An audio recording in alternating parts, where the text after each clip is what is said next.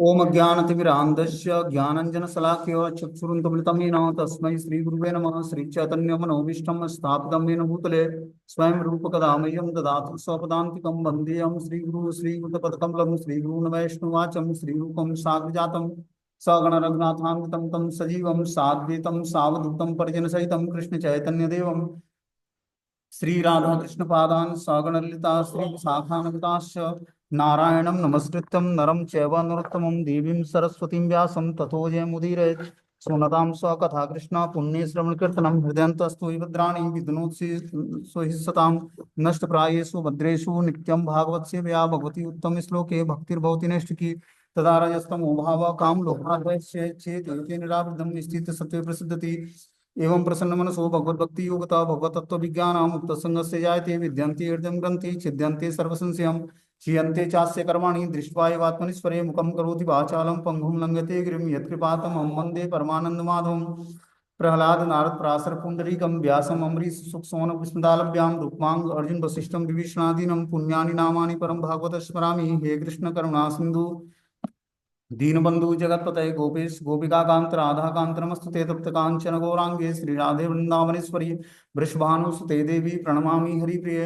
वाञ्छाकल्पतरुभ्यश्च कृपा सिन्धुभ्येव च पतितानां पावनेभ्यो वैष्णवेभ्यो नमो नमः। जय श्री कृष्ण चैतन्य प्रभु नित्यानंद श्री अद्वैत गदाधर श्रीवासादि श्री गौर भक्तवृंद। हरे कृष्ण कृष्ण कृष्ण हरे हरे हरे राम राम राम हरे हरे। तो इसमें आज हम लोग को श्रीमद् भागवतम का स्कंद संख्या 3 अध्याय संख्या 32 और श्लोक संख्या 29 नंबर पढ़ना है। इसमें बोलते हैं यथा महान रूप स्त्रिय भृत्य पंचविधम स्वराट एकादश विदस्तस्य बपुरन्यम जगद्यतम। मैंने महतत्व और समग्र शक्ति से अहंकार तीनों गुण पांच तत्व व्यष्टि चेतना 11 इंद्रियां और शरीर उत्पन्न किए हैं। इसी प्रकार मुझ भगवान से ही सारा ब्रह्मांड प्रकट होता है। यहाँ भगवान बता रहे हैं कपिल देव अपनी माता देवती को कि मैंने महत तत्व तथा समग्र शक्ति से अहंकार तीन गुण पांच तत्व व्यष्टि चेतना 11 इंद्रियां और शरीर उत्पन्न किए हैं। किससे? महत तत्व से। इसी प्रकार मुझ भगवान से ही सारा ब्रह्मांड प्रकट होता है। भगवान क्या करते हैं? महत तत्व से समस्त ब्रह्मांड को उत्पन्न करते हैं। परमेश्वर को महत पद के रूप में वर्णित किया गया है, जिसका अर्थ है कि समग्र भौतिक शक्ति जिसे महत तत्व कहते हैं उनके चरण कमलों में पड़ी लेटी है। दृश्य जगत की उत्पत्ति तथा समग्र शक्ति महत तत्व है। महत तत्व से ही अन्य 24 विभाग हुए, जो इस प्रकार हैं। 11 इंद्रियां मन समेत 11 इंद्रियां प्रकट होती है महत तत्व से। 5 इंद्रियों के विषय 5 तत्व चेतना बुद्धि और अहंकार। इस तरह से 24 तत्वों से मिलकर ये पूरा जो है ह्यूमन बॉडी बनता है। क्या? 11 इंद्रियां जिसमें मन समेत, मतलब 5 ज्ञान इंद्रियां 5 कर्म इंद्रियां और मन, ये 11 विषय हो गए। 5 विषय हैं, ज्ञान इंद्रियों के 5 विषय हैं। 5 तत्व हैं जो हमारे कर्म इंद्रियां हैं, उसके 5 तत्व हैं। फिर 5 तत्व मतलब आकाश पृथ्वी जल अग्नि और वायु, ये 5 तत्व हैं। और चेतना बुद्धि और अहंकार, इस तरह टोटल मिलाकर 24 तत्वों से एक ह्यूमन फॉर्म बनता है। वस्तुतः परमेश्वर से उद्भूत है, अतः भगवान यह दृश्य जगत में कोई अंतर नहीं है, किंतु उसी के साथ साथ यह दृश्य जगत भगवान से भिन्न है। यहाँ पर स्वराट शब्द अत्यंत महत्वपूर्ण है। इसका अर्थ है स्वतंत्र। परमेश्वर स्वतंत्र है और जीवात्मा भी स्वतंत्र है। फिर भी इन दोनों प्रकार की स्वतंत्रता में कोई साम्य नहीं है, क्योंकि जीव कुछ कुछ स्वतंत्र है और भगवान पूर्ण रूपेण स्वतंत्र है। जिस प्रकार प्रत्येक जीव के भौतिक शरीर होते हैं जो 5 तत्वों तथा इंद्रियों से निर्मित है, उसी तरह यह ब्रह्मांड परम स्वतंत्र भगवान का विराट शरीर है। शरीर नाशवान है, उसी तरह परमेश्वर का शरीर रूपी संपूर्ण ब्रह्मांड भी नाशवान है, और ये दोनों प्रकार के शरीर महत तत्व से ही बने हैं। तो जो जीवात्मा का जो शरीर है, वो महत तत्व को भगवान गर्भस्थ करते हैं, उसी से जो है समस्त जीवात्माएं प्रकट होती हैं। बोलते हैं अतः बुद्धि से इस अंतर को समझना होगा कि हर व्यक्ति जानता है कि यह शरीर एक दिव्य स्फुलिंग से उत्पन्न हुआ है। इसी प्रकार विराट शरीर परमात्मा या परम स्फुलिंग से उत्पन्न हुआ है। जिस प्रकार प्रत्येक शरीर आत्मा से उत्पन्न है, उसी प्रकार यह ब्रह्मांड रूपी विराट शरीर परमात्मा से उत्पन्न है। तो बता रहे हैं कि जिस प्रकार प्रत्येक शरीर आत्मा से उत्पन्न है, आत्मा एक शरीर को स्वीकार करती है और फिर वो आत्मा शरीर में स्वीकार करते ही वो शरीर एक्टिव हो जाता है। हम देखते हैं कि शरीर डेथ पड़ता है तो क्या होता है, शरीर से आत्मा निकल जाती है, और शरीर में आत्मा प्रवेश करते ही शरीर एक्टिव हो जाती है। तो उसमें इंपॉर्टेंट तत्व क्या है, आत्मा। ठीक है ना। 24 तत्वों के बाद भी 25वां तत्व अगर जो आत्मा नहीं है तो वो 24 तत्व क्रियाशील नहीं है। तो इसीलिए 24 तत्वों को क्रियाशील करने के लिए आत्मा का प्रवेश आवश्यक है, तभी जाकर वो शरीर क्रियाशील होती है। बोलते हैं कि एतद्वे श्रद्धया भक्त्या योग अभ्यासेन नित्य स समाहितात्मा निसंगो विरक्त्या परिपश्यति। यह पूर्ण ज्ञान उस व्यक्ति को प्राप्त होता है जो पहले से ही श्रद्धा, तन्मयता और पूर्ण विरक्ति सहित भक्ति में लगा हो और भगवान के विचार में निरंतर निमग्न रहता है। वह भौतिक संगति से निर्लिप्त दूर रहता है। क्या बोलते हैं यहाँ पर, यह पूर्ण ज्ञान उस व्यक्ति को प्राप्त होता है जो पहले से श्रद्धा, तन्मयता और पूर्ण विरक्ति सहित भक्ति में लगा रहता है। कौन सा पूर्ण ज्ञान, भगवत तत्व का ज्ञान उसी व्यक्ति को प्राप्त होगा जिसके अंदर भगवान के प्रति श्रद्धा है, तन्मयता हो और पूर्ण विरक्ति है। तभी वो भक्ति को जान पाएगा कि भक्ति है क्या भगवान की। जो भगवान के विचार में निरंतर निमग्न रहता है वो भौतिक संगति से निर्लिप्त दूर रहता है। क्या बोलते हैं कि जो भगवान के विचारों में निमग्न रहता है, निमग्न कैसे होगा, जब वो अपनी चेतना को भगवान की भक्ति में लगाएगा तभी उसकी चेतना जो है निरंतर भगवान का स्मरण कर पाएगी और वो भौतिक संगति से निर्लिप्त रहेगा, मतलब भौतिक संगति से प्रभावित नहीं होगा। बोलते हैं इस पूर्ण ज्ञान को योग का अभ्यास करता नास्तिक नहीं जान सकते हैं। केवल ऐसे व्यक्ति जो पूर्ण कृष्ण चेतना में भक्ति के व्यवहारिक कार्यों में लगे रहते हैं वे पूर्ण समाधि में समाहित हो सकते हैं।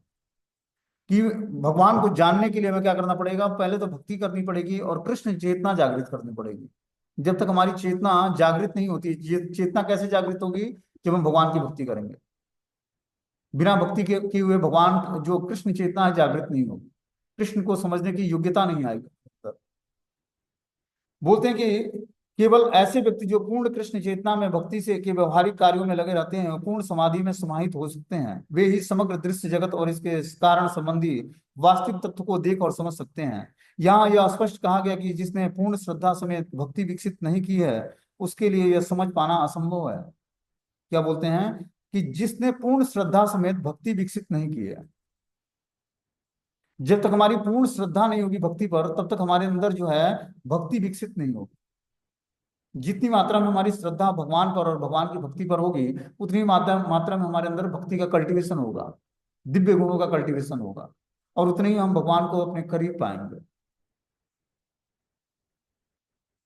बोलते हैं प्रत्येक कथितम गुर्वी ज्ञानम तद ब्रह्म दर्शनम ये नानो बुद्धयते तत्वम प्रकृते पुरुषस्य च। आदरणीय माता, मैंने पहले ही आपको ही परम सत्य जानने का मार्ग बता दिया है जिससे मनुष्य पदार्थ तथा आत्मा एवं उनके संबंध के वास्तविक सत्य को समझ सकता है। क्या बोलते हैं यहाँ पर कपिल देव भगवान अपनी माता को, हे आदरणीय माता, मैंने पहले ही आपको परम सत्य जानने का मार्ग बता दिया। ये परम सत्य है क्या, इसको जानने का मार्ग क्या है, जिससे मनुष्य पदार्थ तथा आत्मा एवं उनके संबंध के वास्तविक सत्य को समझ सके। जिससे क्या हो, मनुष्य पदार्थ तथा आत्मा, पदार्थ मतलब पंचभूतों से बना शरीर और आत्मा के संबंध में वास्तविक सत्य को समझ सके। भगवान ने सर्वप्रथम सांख्य योग का ज्ञान प्रदान किया कपिल देव भगवान ने। भगवान कपिल देव का अवतार ही सांख्य योग, सांख्य योग मतलब शरीर और आत्मा के धर्म को बताने के लिए भगवान का ये कपिल देव अवतार हुआ, जो हम भगवत गीता के दूसरे अध्याय में सुनते हैं और श्रीमद् भागवतम के 3rd कैंटो में सुनते हैं कि भगवान कपिल देव ने सांख्य योग का प्रतिपादन किया। बोलते हैं ये पदार्थ और आत्मा के संबंध में वास्तविक सत्य को समझाने के लिए मैंने ये ज्ञान तुम्हें पहले ही प्रदान कर दिया है। ज्ञान योगस्य मनिष्ठो निगुणो भक्ति लक्षणम द्वायोरपयकम एवार्थम भगवत छद लक्षणम। दार्शनिक शोध का लक्ष्य पूर्ण पुरुषोत्तम भगवान को जानना है। इस ज्ञान को प्राप्त करके जब मनुष्य प्रकृति के गुणों से मुक्त हो जाता है तो उसे भक्ति की अवस्था प्राप्त होती है। क्या बोलते हैं कि जब व्यक्ति, दार्शनिक शोध का लक्ष्य पूर्ण पुरुषोत्तम भगवान को जानना है। दार्शनिक शोध क्या होता है, जब हम साहित्य मतलब भगवत साहित्यों को मतलब भगवत ग्रंथों को पढ़ते हैं उस पर शोध करते हैं। शोध करने का मतलब है कि उसको जब हम प्रैक्टिकली अपने जीवन में उतारते हैं तब हम भगवान को जानने की योग्यता हमारे अंदर आती है। इस ज्ञान को प्राप्त करके जब मनुष्य प्रकृति के गुणों से मुक्त हो जाता है तो उसे भक्ति की अवस्था प्राप्त होती है। भक्ति की अवस्था प्राप्त करने के लिए हमें प्रकृति के गुणों से मुक्त होना पड़ेगा। प्रकृति में तीन गुण हैं, सतोगुण, रजोगुण और तमोगुण। ठीक है ना। जैसे अभी हमने पिछले क्लास में बताया कि तमोगुण व्यक्ति की वास्तविक चेतना को ढक देती है। तमो मतलब अंधकार, इग्नोरेंस, अज्ञानता। बोलते हैं कि जब मनुष्य प्रकृति के गुणों से मुक्त हो जाता है तो उसे भक्ति की अवस्था प्राप्त होती है। मनुष्य को चाहिए कि प्रत्यक्षता भक्ति से ही भक्ति करे, और दार्शनिक सोच से हो एक ही गंतव्य की खोज करनी होती है, वह है भगवान। कि कोई व्यक्ति भक्ति करके या दार्शनिक सोच करके गंतव्य को खोजना चाहता है, तो वास्तविक गंतव्य क्या है? भगवान को जानना। भगवत गीता में कहा गया कि अनेकानेक जीवन पर्यंत ज्ञान योग का शोध करने के बाद अंततः मनुष्य उस बिंदु पर पहुंचता है जहां उसे ज्ञात होता है कि भगवान वासुदेव ही सब कुछ हैं, अतः वह उनकी शरण में जाता है। जब अनेक जन्मों से जीवात्मा ज्ञान सीख कर और शोध करता है, मतलब उस पर चलने का प्रयास करता है। बहुनाम जन्म जन्मांते ज्ञानवान मा प्रपद्यते वासुदेव सर्वइति स्वमहात्मा सुदुर्लभम। बहुनाम जन्म नामन्ते, बहुत जन्मों के बाद, बहुनाम जन्म नामन्ते ज्ञान मानवा प्रपद्यते, वो ज्ञान में जब स्थिर हो जाता है तब वो जानता है कि वासुदेव ही समस्त कारणों के कारण है। उससे पहले उसको रियलाइज नहीं होता। तो हमें जो हम भगवत गीता या भागवतम के माध्यम से जो हम ज्ञान सीखते हैं, तो इसका वास्तविक उद्देश्य क्या है? कि हम भगवान को जान जाए, वासुदेव को जान जाए, कि वासुदेव ही पूर्ण पुरुषोत्तम भगवान है। कैसे जान पाएंगे? जो आचार्यों के द्वारा प्रमाणिकता दी गई है शास्त्रों में, उस प्रमाणिकता को हम स्वीकार करेंगे शास्त्रों के माध्यम से, तो तब हम कृष्ण को भगवान के रूप में स्वीकार करेंगे और हमारी श्रद्धा बढ़ेगी। क्योंकि जब हम आचार्यों के द्वारा लिखी हुए टीका टिप्पणियों को पढ़ते हैं तो उनकी श्रद्धा जो भगवान में थी वो श्रद्धा अपने अंदर भी डेवलप होती है, क्योंकि हमने उनका एसोसिएशन करा। जैसे आप देखते हो भौतिक संसार में कोई व्यक्ति किसी को ग्लोरीफाई करता है आपके सामने। मान लो कि जो है सचिन तेंदुलकर है, क्रिकेटर है, उसको कोई ग्लोरीफाई करता है कि बहुत ही अच्छा क्रिकेटर है, बहुत ही अच्छा बैट्समैन है, बहुत अच्छा बैटिंग करता है। तो आप उसके गुणों को सुनते हो तो धीरे धीरे आपको उसकी चाहत होती है कि मैं भी उस क्रिकेट को देखूं जहां पर सचिन तेंदुलकर जो है बैटिंग करता है। क्या हुआ आपके अंदर? आपने उसको पहले सुना उसके बारे में। उसी तरह जब हम भगवान कृष्ण के ज्ञान को सुनते हैं किसी प्रमाणिक स्रोत से, तो हमारे अंदर भी कृष्ण के प्रति प्रेम उत्पन्न होता है। एक भौतिकतावादी व्यक्ति से हमने एक भौतिक क्रिकेटर के बारे में कुछ चर्चाएं सुनी और उससे हमारी लालसा जागृत हुई उसके क्रिकेट को देखने की। उसी तरह जब हम भगवान के नाम रूप गुण लीलाओं का किसी प्रमाणिक स्रोत से हम उचित श्रवण करते हैं, तो हमारे अंदर भी वो भाव जागृत होता है। क्या भाव? भगवान के नाम रूप गुण लीलाओं के प्रति उत्साह जागृत होता है सुनने के लिए। और फिर जाकर जो है मनुष्य धीरे धीरे अपने पाप कर्मों से छूट जाता है। ये मनुष्य जीवन देखो बहुत ही रेयर मिला है। ठीक है ना। फिर पता नहीं कितने जोनियों में भटकने के बाद फिर से मनुष्य जीवन मिलेगा, वो भी भारत भूमि में। भारत भूमि अपने आप में बहुत ही ऑस्पिशियस जगह है, शुभ जगह है। क्यों शुभ है? क्योंकि यहीं पर इसी धरती पर भगवान श्री राम और कृष्ण प्रकट होते हैं और मनुष्य के रूप में लीलाएं करते हैं। तो भारत भूमि में अगर जो किसी का जन्म हुआ वो भी मनुष्य के रूप में, चाहे वो स्त्री हो या पुरुष, बहुत ही सौभाग्यशाली है। क्योंकि यहाँ पर स्वाभाविक रूप से उसके अंदर भक्ति का कल्टीवेशन होगा। वो भक्ति करने की उसके अंदर योग्यता होगी। बस उसको क्या करना है? जागृत कर देना उस योग्यता को। फिर स्वाभाविक रूप से उसके अंदर भक्ति होने लगेगी। तो हमें जो चांस दिया भगवान ने, भारत भूमि में जन्म दिया, मनुष्य जीवन दिया, इंटेलिजेंस दिया, बुद्धि प्रदान किया उन्होंने, शरीर स्वस्थ दिया, पूरा एसोसिएशन दिया भक्तों का, तो उस एसोसिएशन का हमें बेनिफिट उठाना है। अपने टाइम में से कुछ कीमती टाइम निकाल कर हमें कथाओं का जब हम श्रवण करेंगे, नाम जब करेंगे, तो हमारा जीवन सार्थक होगा। यही आपके साथ जाएगा। आप भौतिक संसार में कितने अच्छे पोजीशन पर हो, कितने अच्छे धन कमा लेते हो, कितना अच्छा क्वालिफिकेशन है, कितना टैलेंट है आपके अंदर, वो चीजें आपके साथ इसी जीवन में समाप्त हो जाएंगी। लेकिन आप अगर जो इस जीवन में भगवान की भक्ति को स्वीकार कर लेते हो, भगवान को प्रसन्न कर लेते हो, तो वो चीजें जो हो जाएंगी वो आपको ऐसे सिचुएशंस में ले जाकर रखेगी जहां पर आप पूर्ण रूपेण आनंद में जीवन आपका होगा। जिस आनंद की खोज के लिए व्यक्ति अपने करोड़ों जीवन गुजार चुका है कि अब आनंद मिलेगा मुझे। और इस तरह से अनेक जोनियों में व्यक्ति भटकता रहता है जन्म मृत्यु के चक्र में। मनुष्य जीवन तो मिलता नहीं है, अनेक पेड़ पौधे पशु पक्षी कीट मकोड़े का जन्म मिल जाता है व्यक्ति। जैसे उसकी कॉन्सियसनेस का निर्माण, वैसे उसका नया जीवन। इस तरह से जन्म जन्मांतर वो अलग अलग योनियों में भटकता भटकता कहीं उसको बहुत ही सौभाग्य और बहुत ही स्वीकृति जागृत होती है, तब कहीं मनुष्य जीवन मिलता है। तो ये मनुष्य जीवन की सार्थकता है कि हम अपने मनुष्य जीवन का उपयोग भगवान की भक्ति और भगवान को जानने में के लिए करें। तभी हमारा वास्तविक ज्ञान प्रकट होगा हमारे हृदय में, और हम भगवान की भक्ति को जान पाएंगे, भगवान को जान पाएंगे, अपने से भगवान के संबंध को जान पाएंगे।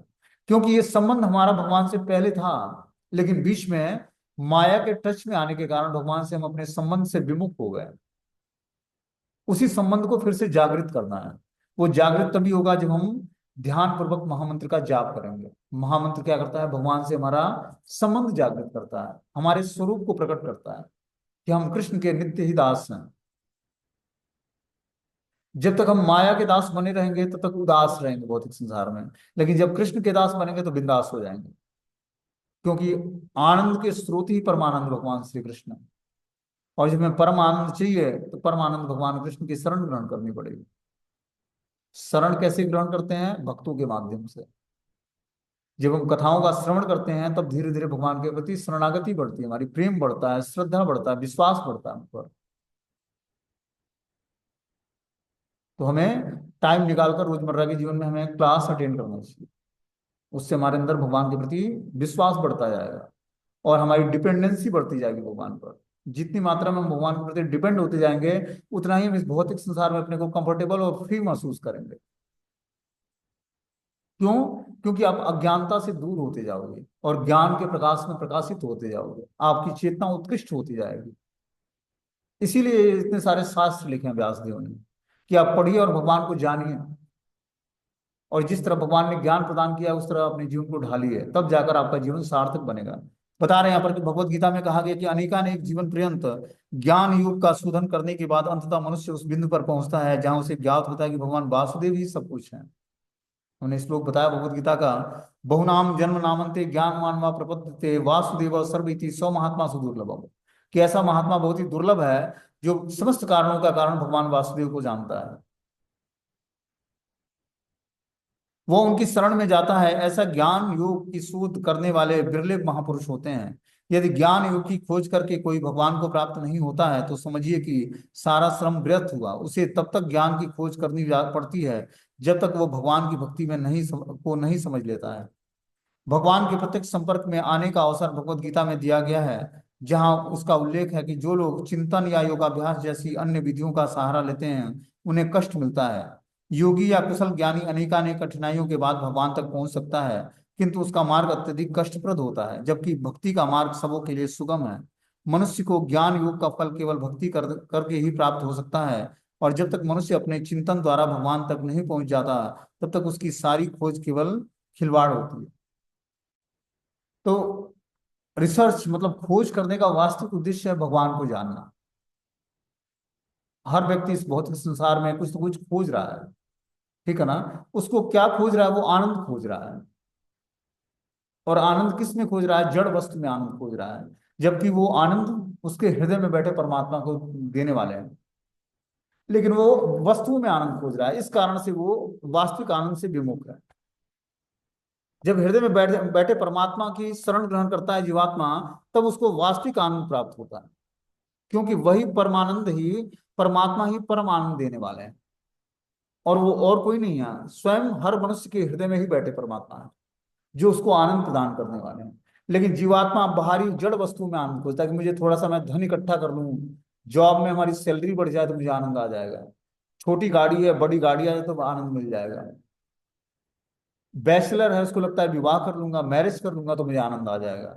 जो मैरिज कर लिया उसको लगता है कि बच्चे पैदा कर लूंगा तो मुझे आनंद आ जाएगा। क्या जड़ वस्तु में आनंद खोजता है। इस कारण से वो इस भौतिक संसार में बार बार जो है जन्म मृत्यु के चक्र में आता रहता है। लेकिन जब जीवात्मा परम आनंद से अपना रिलेशनशिप डेवलप करके और भगवान को आनंद देने का प्रयास करता है तो भगवान उसको परम आनंद देते हैं, क्योंकि परम आनंद के स्रोत ही परमानंद भगवान श्री कृष्ण है। तो हमें कृष्ण से जुड़कर ही आनंद की प्राप्ति होगी। जुड़ने का मेथड क्या है? जब हम भगवान की कथाओं का श्रवण करेंगे और कीर्तन करेंगे तो हम धीरे धीरे परम आनंद को प्राप्त करेंगे। आगे बता रहे हैं इसमें कि भगवान के प्रत्यक्ष संपर्क में आने का अवसर भगवत गीता में दिया हुआ है, यहाँ जहाँ उसका उल्लेख है कि जो लोग चिंतन तथा योगाभ्यास जैसे अन्य विधियों का सहारा लेते हैं उन्हें कष्ट मिलता है। योगी या कुशल ज्ञानी अनेकानेक कठिनाइयों के बाद भगवान तक पहुंच सकता है, किंतु उसका मार्ग अत्यधिक कष्टप्रद होता है, जबकि भक्ति का मार्ग सबों के लिए सुगम है। मनुष्य को ज्ञान योग का फल केवल भक्ति करने से प्राप्त हो सकता है, और जब तक मनुष्य अपने चिंतन द्वारा भगवान तक नहीं पहुंच जाता, तब तक उसकी सारी खोज केवल खिलवाड़ होती है। जब तक हम अपने चिंतन का सही उपयोग करके और भगवान तक नहीं पहुंच जाएंगे, तब तक सारा चिंतन जो है हमारा खिलवाड़ बना रहेगा। एक होता है चिंतन और एक होता है चिंता। चिंता व्यक्ति करके क्या करता है, अपने अंदर सब कुछ विनाश कर लेता है अपना, लेकिन चिंतन करके अपना जीवन संवार लेता है। चिंतन किसका? भौतिक विषयों का नहीं, भगवान का। चिंतन भी दो भी तरह के विषय हैं। एक होता है भौतिक विषयों का चिंतन, वो चिंता बढ़ाता है, और आध्यात्मिक विषयों का चिंतन हमें भगवान के करीब ले जाता है। और चिंतन करने से चिंता हमारी समाप्त हो जाएगी भौतिक संसार की। तो चिंतन हमें कृष्ण का करना है। जब हम चिंतन भगवान का करेंगे तो हमारी सारी चिंताएं भगवान हरण कर लेंगे और हमें एक आनंदमय जीवन प्रदान करेंगे जिसमें हम चिंता मुक्त होंगे। हर व्यक्ति को अपने रोजमर्रा के जीवन में बहुत सारी चिंताएं होती हैं कि कैसे मैं एग्जाम क्वालिफाई करूंगा, कैसे मैं अपने जॉब में प्रोग्रेस करूंगा, जो पारिवारिक जीवन में है कैसे मैं अपने पति को या पत्नी को प्रसन्न कर पाऊंगा। बच्चे चाहते हैं कि मैं अच्छा रिजल्ट ले आऊं कि माता पिता प्रसन्न हो। तो हर एक व्यक्ति का कुछ ना कुछ उम्मीद है एक दूसरे से, इस कारण से चिंता बनती है। और चिंता क्या करती है, व्यक्ति को कमजोर कर देती है। लेकिन जब वो भगवान का चिंतन करेगा तो उसकी सारी चिंताओं को भगवान हरण कर लेंगे और उसे एक शाश्वत जीवन प्रदान करेंगे, आनंदमय जीवन प्रदान करेंगे। बोलते हैं, भगवान के प्रत्यक्ष संपर्क में आने का अवसर भगवत गीता में दिया हुआ है, जहां इसका उल्लेख है कि जो लोग चिंतन या योगाभ्यास जैसी अन्य विधियों का सहारा लेते हैं उन्हें कष्ट मिलता है। योगी या कुशल ज्ञानी अनेकानेक कठिनाइयों के बाद भगवान तक पहुंच सकता है, किंतु उसका मार्ग अत्यधिक कष्टप्रद होता है, जबकि भक्ति का मार्ग सबों के लिए सुगम है। मनुष्य को ज्ञान योग का फल केवल भक्ति करने से प्राप्त हो सकता है, और जब तक मनुष्य अपने चिंतन द्वारा भगवान तक नहीं पहुंच जाता, तब तक उसकी सारी खोज केवल खिलवाड़ होती है। पटु ज्ञानी का अंतिम लक्ष्य निराकार ब्रह्म से तादात्म्य होना है, किंतु ब्रह्म तो परम पुरुष का तेज है। भगवान कृष्ण भगवत गीता में कहते हैं, ब्रह्मणो ही प्रतिष्ठा अमृत स्वाय व्यस्य च। मैं निराकार ब्रह्म का आधार हूँ जो अविनाशी तथा परम आनंद है। भगवान समस्त आनंद के आधार हैं, जिनमें ब्रह्मानंद सम्मिलित है। अतः जिसकी भगवान पर अविचल श्रद्धा है वह पहले ही निराकार ब्रह्म तथा परमात्मा का साक्षात्कार कर चुका है। तो जिसका अविचल भगवान पर श्रद्धा है, हमने क्या बताया कि भगवान परम सत्य का रियलाइजेशन जीवात्मा को तीन कोटि में होता है। पहला है ब्रह्म का रियलाइजेशन, दूसरा है भगवान का परमात्मा का रियलाइजेशन, और तीसरा है भगवान का रियलाइजेशन। इस तीन कोटि में परम सत्य का रियलाइजेशन आदमी करता है। ब्रह्म का रियलाइजेशन मतलब आप देखोगे बहुत सारी संस्थाएं जो है ब्रह्म ज्योति का ध्यान करना सिखाती हैं, और भगवान के शरीर से निकला हुआ तेज जो है वो ब्रह्म होता है। ब्रह्म मतलब भगवान के शरीर से निकला हुआ तेज को ब्रह्म ज्योति बोलते हैं। कितने लोग उसका ध्यान करते हैं? उसका ध्यान करने वाले उस परम ज्योति को प्राप्त करके उसमें जाकर स्टार की भांति समाहित हो जाते हैं। उनकी आत्मा शरीर से निकलती है और एक स्टार की भांति जाकर उस परम ब्रह्म में विलीन हो जाती है। अगला व्यक्ति जो है ध्यान करता है परमात्मा का, हृदय में बैठे परमात्मा का, वो परमात्मा को प्राप्त कर लेता है, परमात्मा का दर्शन कर लेता है। तीसरा है प्रेममयी सेवा करके भगवान को जान लेना, जो हम लोग प्रत्यक्ष भगवान की सेवा करते हैं, ठीक है ना। शिव विग्रहों को सजाना, भोग लगाना, आरती करना, नाम जप करना, उनके कथाओं का चरित्रों का पाठ करना, कीर्तन करना। तो इस तरह से जब हम भगवान की प्रत्यक्ष सेवा करते हैं तो हमें ब्रह्म परमात्मा और भगवान तीनों का रियलाइजेशन होता है। लेकिन जो व्यक्ति परमात्मा का रियलाइजेशन करता है वो ब्रह्म का भी रियलाइजेशन कर लेता है और परमात्मा का भी कर लेता है, लेकिन भगवान का रियलाइजेशन नहीं होता उसको। और जो व्यक्ति ब्रह्म का ध्यान करता है, भगवान के तेज का ध्यान करता है, उसको न तो परमात्मा का रियलाइजेशन होता है ना भगवान का रियलाइजेशन होता है, उसको बस ब्रह्म का ही रियलाइजेशन होता है। इसीलिए सबसे आसान विधि क्या है, भगवान की भक्ति को स्वीकार करना। तब हमारा तीनों रियलाइजेशन कंप्लीट हो जाएगा, ब्रह्म का भी रियलाइजेशन होगा, परमात्मा का भी और भगवान का भी।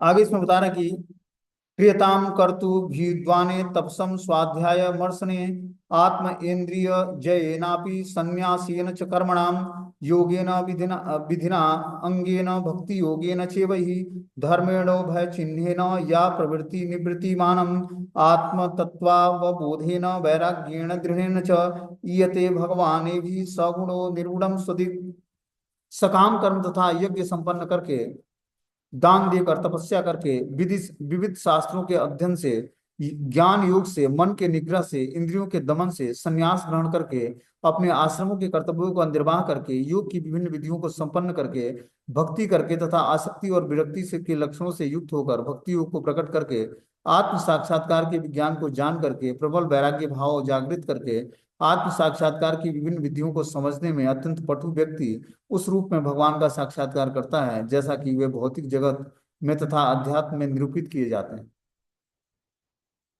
तो देखो इतने तरह को कि विधियों को स्वीकार करके ही हम भगवान के स्वरूप को जान पाएंगे या अध्यात्म को जान पाएंगे या आत्म साक्षात्कार कर पाएंगे। क्या बता रहे हैं कि सकाम कर्म द्वारा यज्ञ संपन्न करके दान देकर, सकाम कर्म मतलब सकाम इच्छाओं के साथ जो हम यज्ञ करते हैं, दान देकर तपस्या करके विधि विविध शास्त्रों के अध्ययन से ज्ञान योग से मन के निग्रह से इंद्रियों के दमन से संन्यास ग्रहण करके अपने आश्रम के कर्तव्यों का निर्वाह करके योग के विभिन्न विधियों को संपन्न करके भक्ति करके तथा आसक्ति और विरक्ति के लक्षणों से युक्त भक्ति योग को प्रकट करके आत्म साक्षात्कार के विज्ञान को जान करके तथा प्रबल वैराग्य भाव जागृत करके आत्म साक्षात्कार की विभिन्न विधियों को समझने में अत्यंत पटु व्यक्ति उस रूप में भगवान का साक्षात्कार करता है।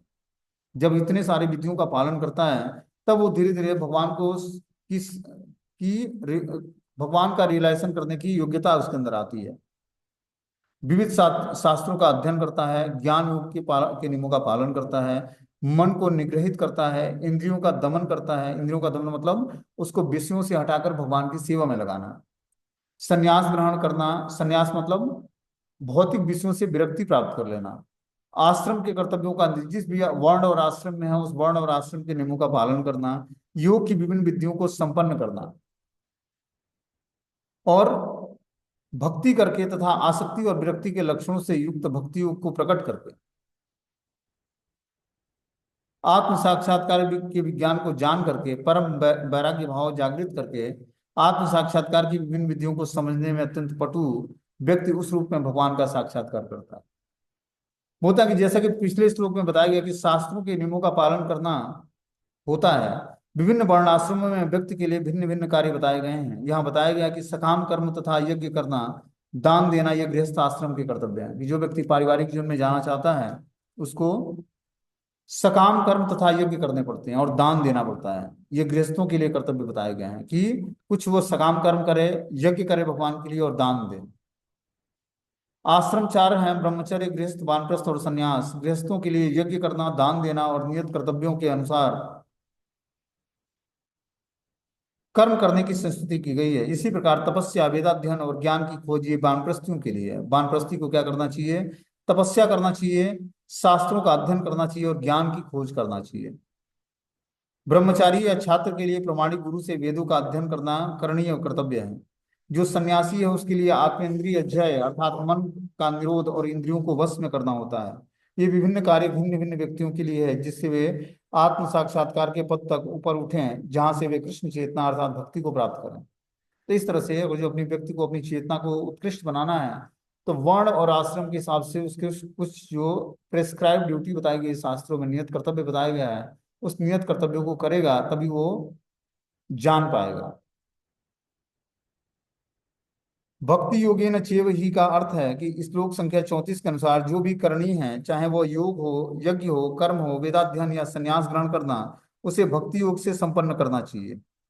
मतलब जो भी हम कर्म करें, यज्ञ करें, दान करें या शास्त्र अध्ययन करें या संन्यास ग्रहण करें, उसको भक्ति योग से जोड़ देना है, भक्ति योग में संपन्न करना है। तब जाकर वही भक्ति योगेन चैव ही का अर्थ यही होता है।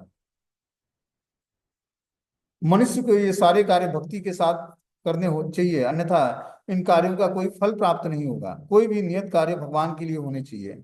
इसकी पुष्टि भगवत गीता में हुई है। यत् करोसि यद् स्नासि यज् जुहोसि ददासि यस्तपस्वेषु कौन्तेय तत्कुरुष्व मदर्पणम्। तुम जो कुछ भी करो, जो कुछ भी खाओ, जो कुछ भी यज्ञ करो, जो कुछ भी तपस्या और दान करो, उस सब का फल परमेश्वर को दिया जाना चाहिए। यहाँ पर एव शब्द जोड़ दिया गया है जो यह बताता है कि ये कर्म इस तरह अवश्य किए जाएं। जब तक सारे कर्मों के साथ भक्ति नहीं की जाती तब तक वांछित फल नहीं मिलता है। हम जो भी कर्म करते हैं उसको जब तक हम भक्ति से नहीं जोड़ेंगे, भगवान से नहीं जोड़ेंगे, तब तक उसका वास्तविक फल हमें नहीं प्राप्त होगा। किंतु जब हर कार्य भक्तियों को प्रधानता मानकर की जाती है तो अंतिम लक्ष्य अवश्य प्राप्त होता है। जब हम सारे कर्मों को भक्तियों से जोड़ कर करेंगे, मतलब भगवान से हर कर्मों को जोड़ देंगे, तो उसका वास्तविक फल हमें अंतिम लक्ष्य प्राप्त होगा।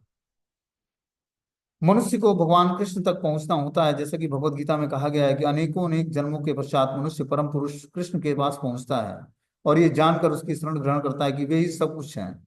भगवत गीता में भी भगवान यह भी कहते हैं कि भोक्तारम यज्ञ तपसाम, समस्त यज्ञों का अथवा कठिन तपस्याओं के भोक्ता भगवान हैं। वे सारे लोगों के स्वामी हैं और प्रत्येक जीवात्मा के सखा हैं। तो इस तरह से जब जीवात्मा भक्ति योग की शरण ग्रहण करता है तभी वो भगवान को जान पाता है। और भक्ति योग को संपन्न करने का मेथड क्या बता रहे हैं कि सारे कर्मों को भगवान की सेवा में लगा देना है या भगवान की प्रसन्नता के लिए करना। तो आपके सारे कर्म भक्ति बन जाएगी और उसका कोई रिएक्शन जनरेट नहीं होगा, उसके कुछ रिएक्शन भोगने नहीं पड़ेंगे जब सारे कर्म को भगवान से जोड़ देंगे। बोलते हैं प्रावोचम भक्ति योगस्य स्वरूपे ते चतुर्विधम कालस्य चाव्यक्त गते यो अनंतम धावती जंतुषु। हे माता, आपसे मैं भक्ति योग तथा चार विभिन्न आश्रमों में इसके स्वरूप की व्याख्या कर चुका हूँ। मैं आपको यह भी बता चुका हूँ कि शाश्वत काल किस तरह जीवों का पीछा करता रहता है, यद्यपि यह उनके लिए यह उनसे अदृश्य रहता है। बताया कि हे माता देवहूति, आपसे मैं भक्ति योग तथा चार चार विभिन्न आश्रमों के स्वरूप की व्याख्या कर चुका हूँ कि भक्ति योग क्या है और चार आश्रम विभाग क्या है। मैं आपको यह भी बता चुका हूं कि शाश्वत काल किस तरह जीवों का पीछा करती है, कि जो काल है किस तरह जीव का पीछा करके उसके शरीर से आत्मा को हरण कर लेती है, उसको मृत्यु प्रदान करती है। काल कुछ क्या करता है, व्यक्ति के सब कुछ चीजों को हर लेता है एक समय के बाद। जब व्यक्ति का पर्टिकुलर समय पूरा हो जाता है तो काल सब कुछ हरण कर लेता है। बोलते हैं यद्यपि यह उनसे अदृश्य रहता है। भक्ति योग वो प्रधान नदी है जो परम सत्य स्वरूप सागर को की ओर बह रही है। यहाँ पर वर्णित अन्य सारी विधियां उनकी सहायक नदियां हैं। भगवान कपिल देव भक्ति योग की महत्ता का सार संक्षेप में दे रहे हैं। जैसा कि पहले बताया जा चुका है, भक्ति योग चार विधियों से में विभक्त है। तीन तो प्रकृति के गुणों के रूप में है और चौथा है अध्यात्म है जो भौतिक गुणों के से अछूता है। भक्ति योग प्रकृति के गुणों के साथ मिलकर संसार का एक साधन है, जबकि कर्म फल की इच्छा से रहित तथा ज्ञान योग के लिए प्रयासों से रहित भक्ति शुद्ध भक्ति कहलाती है, दिव्य भक्ति में सेवा है।